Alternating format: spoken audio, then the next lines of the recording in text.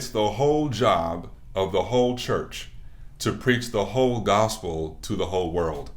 That's a quote by famous revivalist Charles Spurgeon, and I absolutely love it because that's a big part of what this video is about.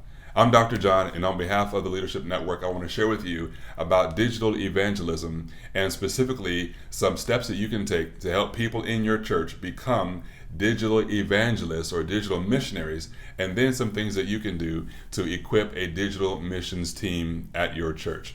And so, first of all, I want to say that relational evangelism has shown to be one of the best approaches to evangelism. And simply put, it sounds like what it actually is. It's evangelism that is based on a relationship first. And typically, we're really quick to want to invite people to our churches, and for a lot of different reasons. One, is easier, right? It's easier. Let me just invite someone to my church, and then they can hear my pastor, enjoy the worship music, and we got great, gifts for first-time guests. And basically, I'll kind of pass off this responsibility to my church, and my church will take it from there. But going forward, if we're going to mobilize the people in our churches to have effective gospel conversations where they live, work, learn, and play, if we're going to help them see God move outside the building, we have to equip them to be able to do just that. And one of the things we have to do is to give them a tool to use that can help them. Now, is that there has got to be some work, I believe, in a lot of our contexts to kind of help our people get over some mental blocks. I mean, there are some paradigm shifts that are kind of slowing the mission down. And if we're honest, and I would say this, if you're not sure what I'm talking about, ask the people in your church. What prevents you from sharing Jesus? What prevents you from feeling comfortable sharing Jesus or having the confidence to share Jesus? Now, I'm going to share some shifts in this video that I think are necessary, but more specifically, I would encourage you to even just have some conversations and ask the people in your particular context where you get more specifics about what that looks like for you. One of the things that we're going to have to do is help people see themselves as missionaries. Right? One of the things that the Moravians believed is that every Christian is a missionary. The reality is that Jesus has sent each of us out with this message of reconciliation that Paul would call in 2 Corinthians 5 verses 19 and 20. We're ambassadors of Christ. But we got to help every one of the people in our church understand that. And it's one thing to invite friends and family to church, but it's a whole other thing to be ready to rock and roll in that moment that God has set you up to be in. So I want to share with you 5 shifts that I think we have to make to help our people engage the Great Commission in person and especially online. One shift is shifting from the main focus being weekend services to the main focus being the everyday interactions that they're having throughout the week. Right? As church staff, we put a lot of our energy and attention and time into making sure that our weekend services are amazing, that people can encounter God, experience great worship, a relevant message, great kids ministry, that they feel welcomed in a wonderful environment. But if our people are going to engage the Great Commission more frequently and more consistently to go and make disciples and to go into all the world and to share the message of Jesus, that'll be kind of Mark's version there. We got to help them take advantage of those opportunities out there. So we got to help them to shift. Although weekend services are amazing, the focus is what's happening Monday through Saturday. So what that also means is there's another shift to understand that people out in the world are more interested in your personal story because they know you than your pastor's sermon because they don't know the pastor. Right? And so we're typically quick to go, hey, you got to hear my pastor. But it's like, wait. Didn't God set you? God brought this person to you, not your pastor. God brought this person to you. So how can we help our people be equipped in those moments to take advantage of those opportunities that God is bringing to them in those moments? So they got to shift from, pastor sermons. No, maybe it's my personal story. And so that means the shift from the ordained to the ordinary, doing the work of the ministry. Sound like Ephesians 4? I think so, right? There's a belief that those who are ordained and trained and skilled, those are the ones who are the called people. But we got to help them understand, no, each of them are called to share the gospel. Like Charles Spurgeon says, it's the whole church's job to share the whole gospel, to preach the whole gospel. So that's the third shift we have to make from the work of the ministry being done from the ordained and shifting it to the ordinary or the everyday believers.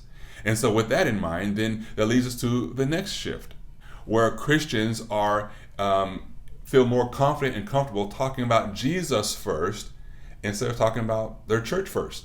That'll change the nature and the outcome of a lot of conversations If more believers are talking about Jesus in those conversations than just jumping really quickly to talking about our churches.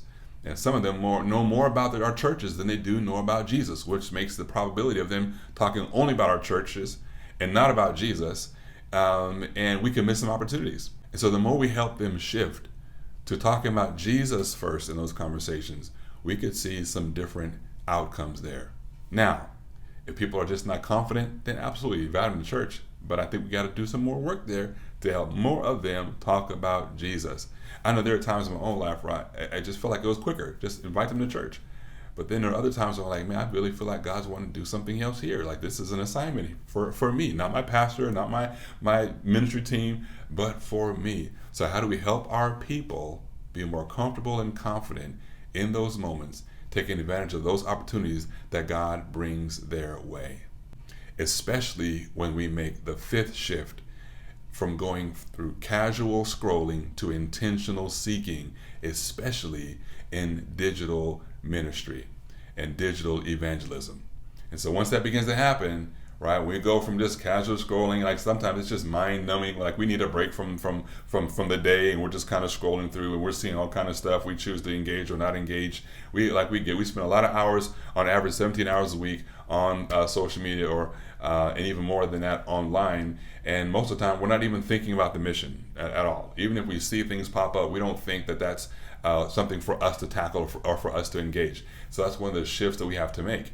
And I think we'll be able to make that shift when we help people understand, we'll help people overcome what obstacles that are in their minds or in their hearts even, as we kind of discover what that is for the people in our context. But then when we do that, then they go, well, what do we do then? Then now we need to be able to hand them a tool. This will be the equipping piece.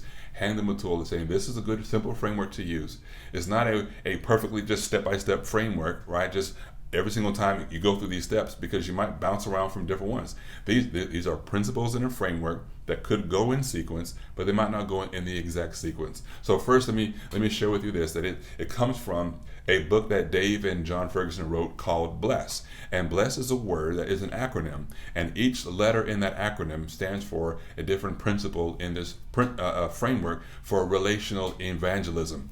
And this framework works online, but Jeff Reed and I, we wrote a book called Sharing Jesus Online, so we tweaked it just a little bit for online evangelism, or for digital evangelism. So first, let me say that the B stands for begin with prayer. Like, we want to begin everything with prayer. When we look at the ministry of Jesus, the night before he chose his disciples, he began with prayer. Many times in his days, he got up early and he began with prayer. And so in our own lives, we want to begin things with prayer, but specifically with evangelism, because we got to always remember that it's the Spirit of God who's leading us. Evangelism, it is a spiritual activity. It's a spiritual activity that we have been given we have been empowered by the Holy Spirit to carry out this spiritual activity that leads to spiritual fruit and spiritual results. And so because it's a spiritual thing, and we don't know it all, we've got to begin with prayer, so that it puts us in a place of humility, allowing the Holy Spirit to lead us, reminding us not to assume anything, but to submit to the leading and guiding of the Holy Spirit, because he is already at work in the minds of people and in the hearts of people. And so when we begin with prayer, it aligns the heart of the Christian in position with the Holy Spirit for him to lead us and guide us to who is the person that he's working on right now. And we'll be partnering with the Holy Spirit on what he wants us to say and do in that relationship and in that person's life. So we want to begin with prayer. And then when we begin with prayer, and somebody is identified to us, whether it's a name or a face we get while we're actually in prayer, or maybe we've prayed and as we are intentionally seeking online, a name pops up, or a conversation gets our attention, or there's a relationship that we've had for a while and now we see something a little different. And that could be us sensing that God's saying, this is the person I want you to begin to reach out to. And so when we start connecting with that person, we want to listen to them. So the B is always begin with prayer. The L is listening. Part of what listening looks like online is a little different than in person. Online, you can read a whole lot of chats and conversations and posts and things that people have shared. And so you're actually reading first in many contexts, not all. Like there are a lot of live platforms where people are talking, but for the most part, a lot of these online relationships are going to start with some kind of a chat and some kind of a news feed or some kind of a group where people are reading each other's messages and responding. And so typically what we're looking at online is going from social listening to active listening. Now, social listening is what a lot of companies do, organizations do, when they're looking online to see how they're being talked about. How is their brand being received? How are their messages being received? What are people's opinions? And so the social listening is reading and studying what is being said about you and your organization. And so for us, whether we know it or not, social listening is what we do. Say you're scrolling through real quick and you see something about Jesus or God, maybe especially if it's a celebrity or an athlete, you usually stop. But what they say, right? That's social listening. And so we do the same thing in whether it be a Facebook group or a chat or reading through the comments in a particular feed or video. What we're doing is social listening. And so what ends up happening is, as we're looking at what people are saying and we're social listening, some things can stand out and be highlighted to us that the Holy Spirit can prompt us to respond to, okay? And when that happens, now we're not just hanging out, just scrolling. Now we've identified someone, we've identified a conversation, and we're moving from social listening to active listening. Now we're asking open-ended questions that are not easily answered by yes or no, but questions that require some kind of an explanation, right? So instead of like, do you believe in God? Yes or no? Well, what do you believe about God? That's an open-ended question. Where did your thoughts about God come from? Or how are you doing? Like what's going on with you? I saw that you mentioned that you're having a hard time. What's happening there? What's going on? I'm concerned about what you said, and I would like to hear more. What's happening? And so in that listening phase, we are positioning ourselves again with humility to listen to what's going on with people, and through listening with people, we're actually loving them, and people feel seen, heard, valued, and that helps build relationships. And so the B is always begin with prayer. The L is listening, right? We want to move from social listening to active listening. And then the E. Now, originally, with Dave and John Ferguson's book, Bless, the E represented eating. But online, that doesn't work as well. Now, what we do know is that when you're eating a meal together and you're fellowshipping together, hanging out, sharing a meal, that builds connection. But think about what I just said, sharing a meal. And so online, there are opportunities to, you can eat. You can be on your Zoom screen. I'm on my Zoom screen. We're eating, but that's not quite the same. And that's not what the E means in an online blessed framework.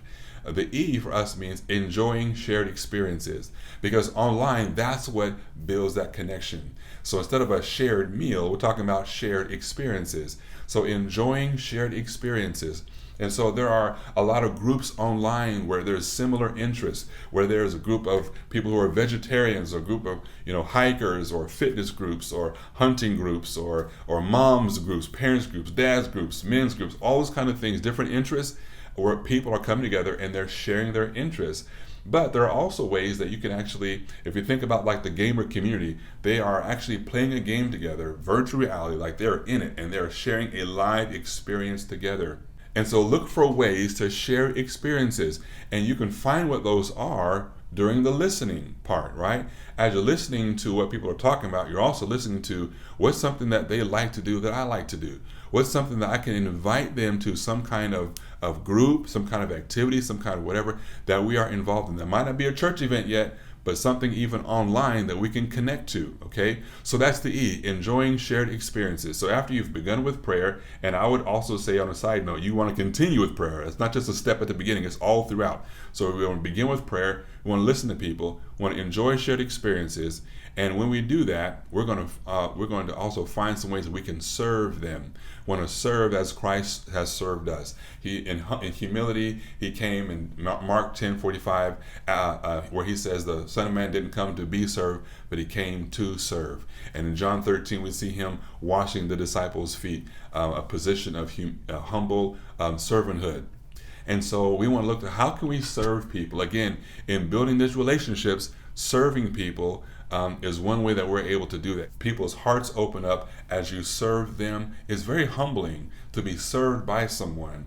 And like I said, the hearts open, walls come down because they feel honored, seen, loved, valued, cherished, significant. And that again builds that relational connection that is part of relational evangelism.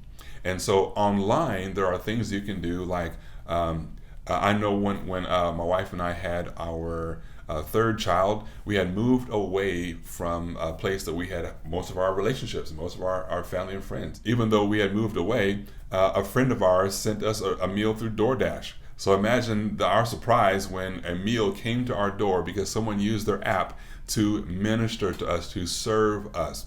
And that's just one example of a lot of different ways that serving people can happen online. And so, and then finally, sharing your story. Okay. So again, we step back and look at the full framework of relational evangelism. Begin with prayer, listen, enjoy shared experiences. We want to serve them, and then we want to share our story with Jesus. We want to share how he has impacted us. What was our before and after like? What was our encounter with Jesus like? Because see, at this point, the door can be wide open for us because again, now people know that we care, that they're going to care about what we know. And in moments in people's lives, there are times where they're even more open to hearing Jesus than others. When they're going through challenging times, challenging situations, some of those experiences that we would call, valley kind of experiences, where it's really helpful to have somebody walk with them through those and listen to them and serve them and meet their needs and pray. Those are valuable, valuable moments. And so like I was saying before, people want to hear your story. And so what we encourage people to do is to take some time to write out your story. Sometimes we hesitate in sharing our story because we haven't shared it before. We don't even know, if we're caught in the moment to the idea of sharing our story, it can be overwhelming. There's so many things to talk about. I don't know what to say in this moment. Well, take some time to think about your story and what you would share. What was your before like? What was your encounter with Jesus like? How has your life with Jesus been afterwards? And so in an online space, it could be helpful to even have some of that already typed up. And so if you're connected with someone online, you can just copy and paste and send it to them when the time is right. Or it could be something that you share in a video chat. But one of the things that we want to talk about doing in this, using this principle and this framework, is how there could be times where because we're online, there is more of a public forum where you might meet people. You want to move from a public forum to a more private setting. And so maybe from a public chat and say, hey, is it okay if I send you a direct message? And now you're in more of a one-on-one kind of context where you can get a bit more personal. And most platforms today have options where you can go from the chat and just click a button and now it's a video chat. So set up a meeting to do a video chat or a phone call.